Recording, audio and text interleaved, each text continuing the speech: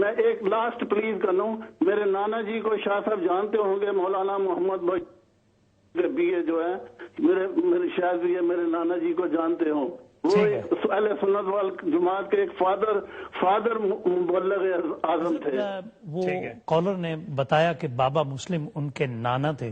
اس حوالے سے وہ کچھ گفتگو جو باقی رہتی تھی بریک سے پہلے، اس پہ تھوڑا سا آپ اگر ارشاد فرما دیں۔ جی اصل میں بات یہ ہے کہ یہ تو خیر ان کا انکشاف ہے، میں تو نہیں جانتا کہ بابا مسلم سے ان کا کوئی تعلق ہے۔ بنیادی بات یہ ہے کہ بابا مسلم جو ہیں وہ ایک ثقہ عالم دین نہیں تھے،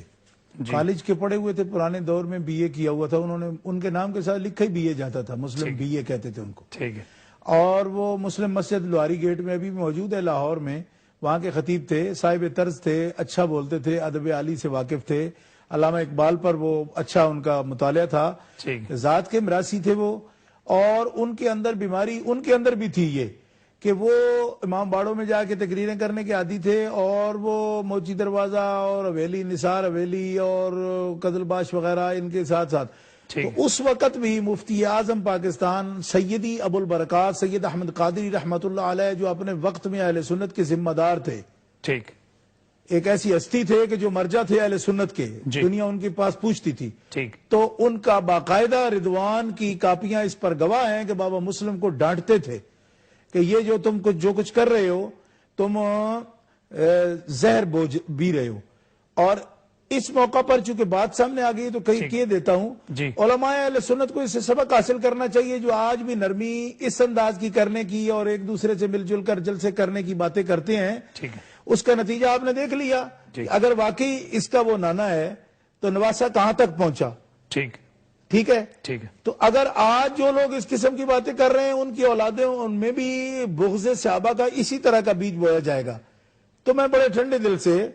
بغیر کسی غصے کے یہ بات کہنا چاہتا ہوں کہ یہ دراصل ہمارے لوگوں کو آئینہ دیکھنا چاہیے، اس آئینے میں شکل دیکھ لینی چاہیے کہ اگر بزرگ جو ہے نا وہ اس قسم کی غلطیاں کرتے ہوں گے تو اولادیں کہاں تک پہنچیں گی۔ میں سادے لفظوں میں کہوں کہ بزرگوں کو تفضیل کی عادت ہوگی نا تو اولاد میں رفض پایا جائے گا، غالی روافظ جو ہے نا وہ پیدا ہو جائیں گے۔ یہ ایک لازمی نتیجہ ہے کہ آپ جس ٹریک پر لا رہے ہیں اسی ٹریک پر لوگ جائیں گے۔ اس لیے ایک تو یہ بات ہے کہ وہ کوئی اہل سنت کے نہ مفتی تھے،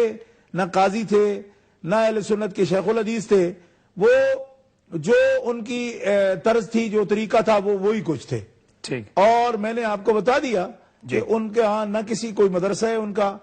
نہ ان کے ساتھ کوئی مکتب منسلک ہے، البتہ وہاں حضرت سیدی ابو البرکات سید احمد قادری مرکزی حزب الاحناف لاہور وہ مرجع ہے اہل سنت کا، آج بھی اور اس وقت بھی، آج بھی ان کی کتابیں موجود ہیں ہمارے پاس۔ اور لاہور میں حضرت مفتی عبدالعزیز مزنگوی، حضرت مفتی عبدالعزیز صاحب جامعہ نعیمیہ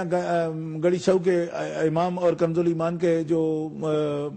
تسہیل کا کام جنہوں نے کیا، بعد کے دور میں حضرت قبلہ مفتی محمد حسین صاحب نعیمی رحمۃ اللہ علیہ۔ تو پرانے دور میں بڑی بڑی ہستیاں گزری ہیں، حضرت سید دیدار علی شاہ صاحب محدث الویری رحمۃ اللہ۔ لاہور کی بات اگر چھیڑ دوں تو لاہور تو وہ تو بڑا پڑا ہے، لیکن اس گنتی میں وہ نہیں آتے، وہ وایا کالج تو بی اے اور علامہ اقبال کے شعر اور اس طرح تو ایک تجربہ، وہ مطلب ہے فقہ، بصیرت، تفسیر، حدیث، اس بارے میں وہ نہیں تھا۔ اور وہ ان کی جو غلطی تھی وہ میں ابھی آپ کے سامنے بتا رہا ہوں کہ اس وقت بھی نثار حویلی کے جلسے اور کربلا گامے شاہ اور موچی دروازہ، خواجگان ناروواڑی، یہ سب اٹینڈ کرنے والا وہ بندہ تھا۔ اور جب ایسا ہوگا، پہلی اینٹ اس طرح کی ہوگی تو آگے یہ دیوار تو کھڑی ہوگی۔ پھر اس بارے میں